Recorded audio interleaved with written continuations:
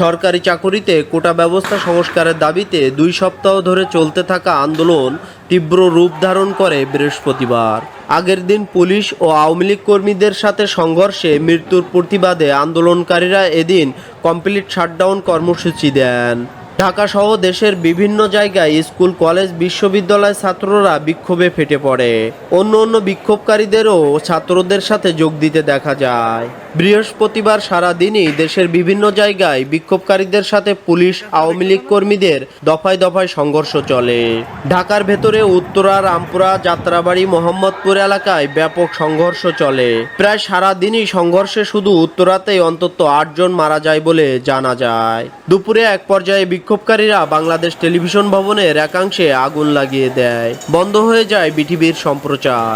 বৃহস্পতিবার বিকেলে কোটা সংস্কার বিষয়ক আদালতের রায়ের তারিখ এগিয়ে আনার কথা জানান আইনমন্ত্রী। আন্দোলন থামাতে ছাত্রদের অনুরোধ জানান তিনি।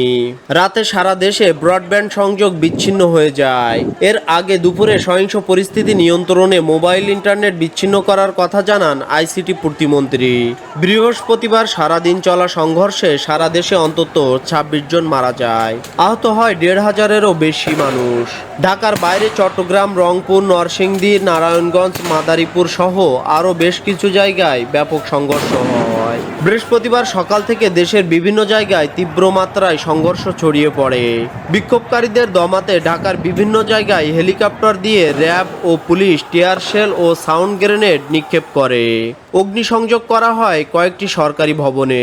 অনেক জায়গাতে টিয়ার শেল, রাবার বুলেটের পাশাপাশি শটগানের গুলি ব্যবহার করে আইন শৃঙ্খলা রক্ষাকারী বাহিনী। গুলি শেষ হয়ে গেলে বারবার গুলি আনতেও দেখা যায়। সংঘর্ষ চলাকালে নরসিংদীর একটি জেল থেকে পালিয়ে যায় 800-এরও বেশি কয়েদি। শুক্রবার সন্ধ্যায় ঢাকা সহ দেশের বিভিন্ন জায়গায় বিক্ষোভ অব্যাহত থাকে।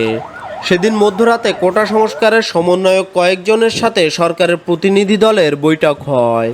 তারা 8 দফা দাবি জানালেও সমন্বয়কের আরেকটি দল বিবৃতি দেয় যে বৈঠকের বিষয়ে তাদের কিছুই জানানো হয়নি। আইনশৃঙ্খলা পরিস্থিতির অবনতি হতে থাকলে শুক্রবার রাতে সারা দেশে জারি করা হয় কারফিউ। সিদ্ধান্ত হয় সেনা মোতায়েনের।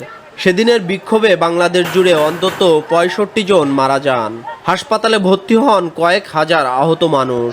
শনিবার কারফিউর প্রথম দিনে সংঘর্ষের তীব্রতা কমলেও বিভিন্ন জায়গায় বিচ্ছিন্নভাবে বিক্ষোভ চলতে থাকে। ঢাকার বিভিন্ন পয়েন্টে ও গুরুত্বপূর্ণ স্থাপনাকে ঘিরে ছিল সেনাবাহিনীর উপস্থিতি। কারফিউ থাকা সত্ত্বেও শনিবার দেশের বিভিন্ন জায়গায় সহিংসতায় মারা যায় অন্তত 26 জন। এরই মধ্যে শনিবার আন্দোলনের অন্যতম সমন্বয়ক নাহিদ ইসলাম আটক হন। রবিবারে আদালতের রায়ে জানানো হয় যে সব ধরনের সরকারি চাকুরিতে 93% মেধাভিত্তিক কোটা, মুক্তিযোদ্ধা কোটা 5%, ক্ষুদ্র জনগোষ্ঠী 1% এবং প্রতিবন্ধী ও তৃতীয় লিঙ্গ 1%। কারফিউর তৃতীয় দিন সোমবার স্বরাষ্ট্র মন্ত্রণালয়ের পক্ষ থেকে জানানো হয় যে ঢাকা, গাজীপুর, নারায়ণগঞ্জ ও নরসিংদী বাদে অন্য উপজেলার কারফিউ জেলা প্রশাসন তুলে নিতে পারবে।